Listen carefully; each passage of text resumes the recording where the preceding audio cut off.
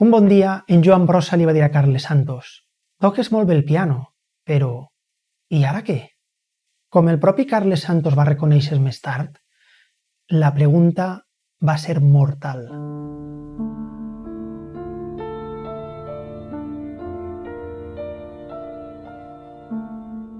No sé ben bé com va sorgir la idea, però crec que com moltes altres idees, de sobte et sorprens pensant en algo. I si s'emplexa el tocatico de Carles Santos? I quan te n'adones, portes tota la setmana treballant en cos i ànima en un projecte que es va fent gran i més gran. El que vos anem a oferir a continuació és un xicotet documental sobre l'obra Tocatico Tocatà de Carles Santos, el procés de transformació que li he fet i la interpretació final.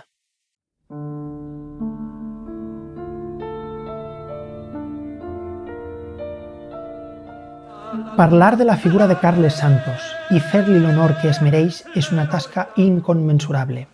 En aquest documental casolà anem a ser més humils i ens centrarem en una peça en concret.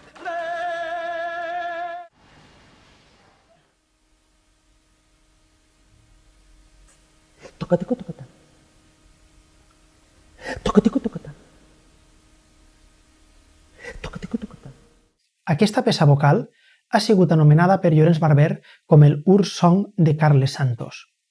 Ur, de l'alemà original, i song, de l'anglès cançó.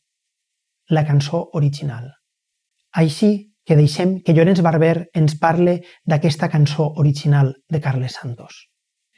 Necesitó Carles Santos salirse de su piano, embeberse de Brossa y todas sus irregularidades, o aperitivarse a Albert Vidal, o del cine de Portabella con sus travestismos, y bañarse en todas las propuestas repetitivas y zambullirse en los cenáculos bohemios del Nueva York de fines de los 70 para nacer a la voz. El tocatico és una peça per a veu, però no un cant al que estem acostumats. La veu sempre havia sigut el vehicle d'expressió del logos, del pensament. Santos dissol aquesta concepció i la retorna a una manifestació del cos, a les seues dimensions físiques més pures. Moltes voltes amb la força de l'impuls libidinal. De totes les tècniques vocals clàssiques, està més a prop de l'Sprechgesang. I cannot remember everything. I must have been unconscious most of the time. En el tocatico s'uneixen diferents vessants que el Santos va cultivar. Textos surrealistes, dadaisme, poesia fonètica, experimentació en la veu, la seva pràctica com a intèrpret de piano i la performance. Un moment, he dit piano? La seva pràctica com a intèrpret de piano. Què té a veure el piano amb el tocatico tocatà? Carles Santos era un pianista descomunal, però va preferir trencar amb la tradició, inclús amb les vanguardies dominants de l'època.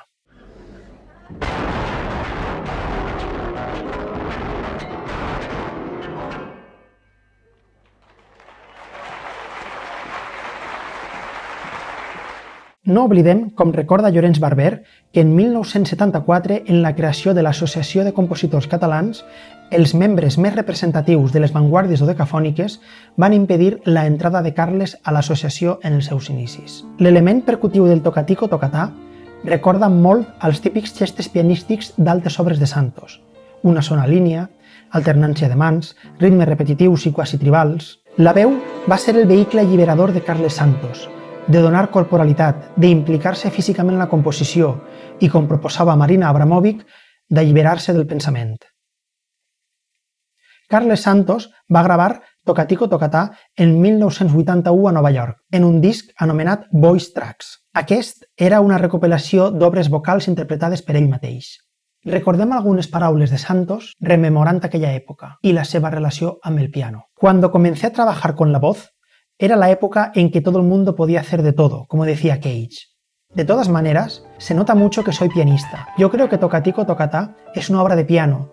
Casi todos son obras de piano. Si hubiera sido otro tipo de instrumentista, hubiera hecho otra cosa. Yo casi todo lo que hago, lo hago sentado al piano. Dejo de tocar y me pongo a cantar. El que fa Santos és portar el poema fonètic de Mallarmé o els poemes sonors del futurisme a una escriptura pianística, però realitzada amb la veu. Ja havia fet alguns experiments com playback, en el que el cor del Gran Teatre del Liceu realitza una lectura rítmica, però sense entonar d'una partitura coral de Wagner. Hem parlat de la matèria prima sobre la que Carles Santos construeix el Tocatico Tocatà, la veu. Però, i el procés compositiu? Molt s'ha comentat sobre la inclinació minimalista de Carles Santos i, com fa molt sovint en altres obres, usa una tècnica anomenada Expanding of Incremental Repetition. Per a nosaltres, expansió per repetició incrementada.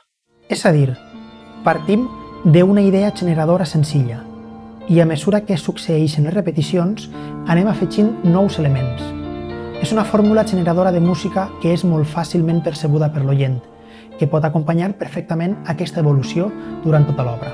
Recuperant de nou les paraules de Llorenç Barber sobre com Santos utilitza aquesta tècnica, cualquiera puede entrar en empatía y acompañar al artista-intérprete en su gradual y expandido subir la tensión hasta la extenuación. Cosa esta que Santos hace a la perfección, poniendo en evidencia la fisicidad, el acontecimiento, del habla humana o del cuerpo como saco de energías en desborde.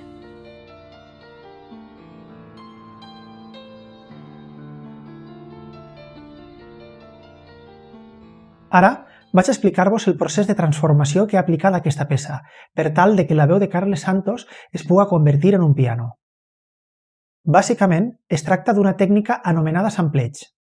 Aquesta consisteix en agafar xicotets fragments d'àudio existents i tindre'ls a mà per disparar-los quan desitges.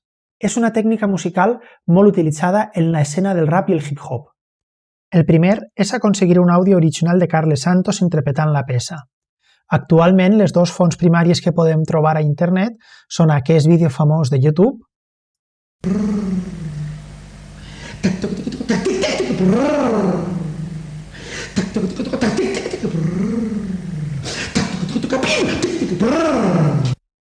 però que podem escoltar que té un important soroll d'estàtica darrere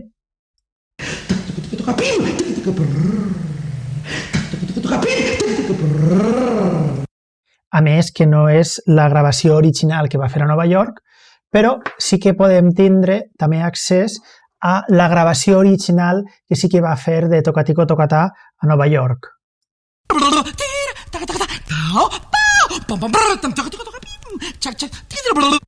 Podem apreciar així que la qualitat de l'àudio és molt millor.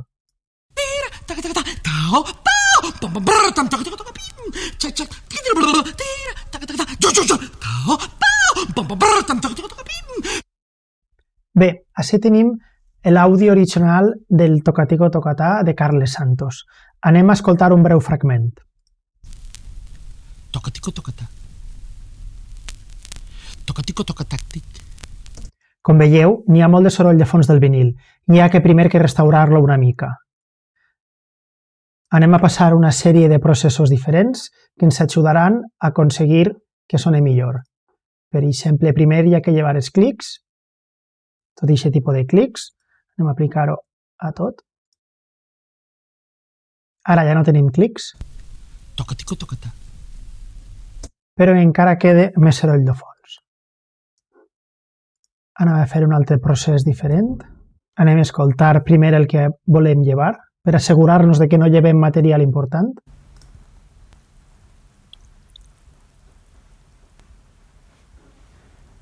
Ho apliquem a tot. Anem a escoltar com es sent. Tocatico Tocatà. I encara queda més so de fons que hem de llevar. Ara anem a ensenyar-li al programa què és el que no volem que es quede. Llavors seleccionem un fragment de l'àudio que no ens interessa. Aprèn el seu perfil. Ho apliquem a tot. Està més net. Ara anem a llevar també aquestes freqüències greus que no ens interessen per a res. Encara podem llevar una mica més, per així. Anem a escoltar ara el que queda. Tocatico Tocatà. Tocatico Tocatàctic. És una mostra d'àudio molt més neta que l'anterior. El principal problema a l'hora de treballar sobre l'obra de Carles Santos és que ell mai va publicar en partitura cap obra.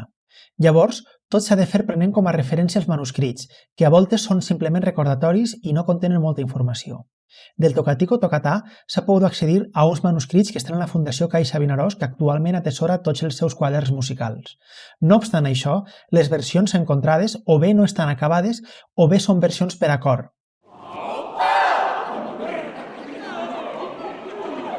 O no reflecteixen la interpretació que feia a solo. Així que es va tenir que fer una partitura pròpia de la interpretació que va fer a Nova York. Una volta feta aquesta partitura més fidel a la interpretació que estem seguint com a referència, toca començar a posar ordre en l'arxiu d'àudio i anotar cadascuna de les repeticions i aparicions de material nou. Després de tot això, s'han de seleccionar les parts de l'àudio que ens interessen, retallar-les molt bé i fer un xicotet fade-in i fade-out per evitar canvis bruscos de dinàmica en el sampleig. Al mateix temps, es segueix un sistema de nomenclatura estricte per no barrejar els arxius i tindre'ls sempre localitzats i ben etiquetats. Així mateix, s'anoten les diferents intensitats d'un mateix so i se li adjudica una tecla del piano per a que el dispare. Seguint aquesta norma, una mateixa síl·laba sempre estarà en una única tecla del piano i les diferències d'intensitat a l'hora de tocar aquesta tecla faran que dispare una versió més piano o més forta d'aquesta síl·laba. Aplegada a aquest punt, ja podem passar de les partitures rítmiques que ens han aplegat del Tocatico Tocatà a una versió de partitura rítmico-melòdica fent molt d'èmfasi en les diferències d'intensitat per a tocar a qualsevol teclat MIDI. El següent pas consisteix en introduir tots els sons a la ferramenta de sampleig i anar indicant una a una les notes i velocitats que dispararan cada arxiu d'àudio. I així ja tenim un instrument per a poder tocar en qualsevol teclat MIDI el Tocatico Tocatà. Finalment, es programa en un software de visuals reactius un sistema per a que cada nota MIDI llanci una imatge que s'ha creat per a cada síl·laba, així com una escena diferent d'il·luminació per a una tira LED que tenim damunt del teclat.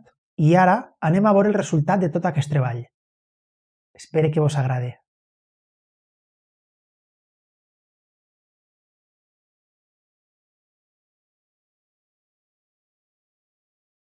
Tocatico Tocatà. Tocatico Tocatà. Tocatico Tocatà. Tocatico Tocatà. Tocatico Tocatà. Tocatico Tocatà. Tocatico Tocatà. Tocatico Tocatà. Tocatico Tocatà. Tocatico Tocatà. Tocatico Tocatà. Tocatico Tocatà. Tocatico Tocatà. Tocatico Tocatà. Tocatico Tocatà. Tocatico Tocatà. Tocatico Tocatà. Tocatico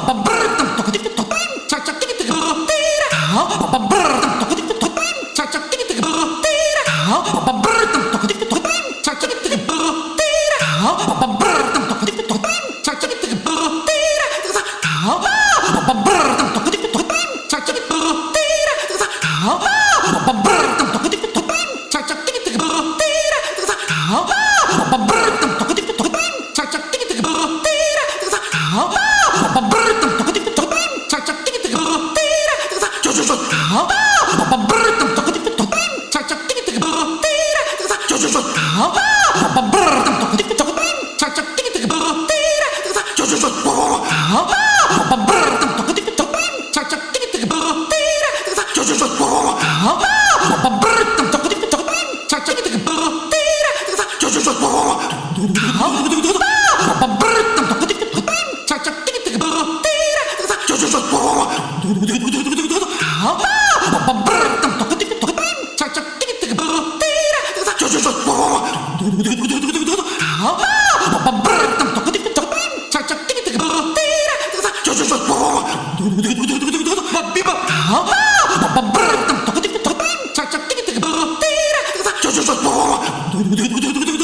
Viva!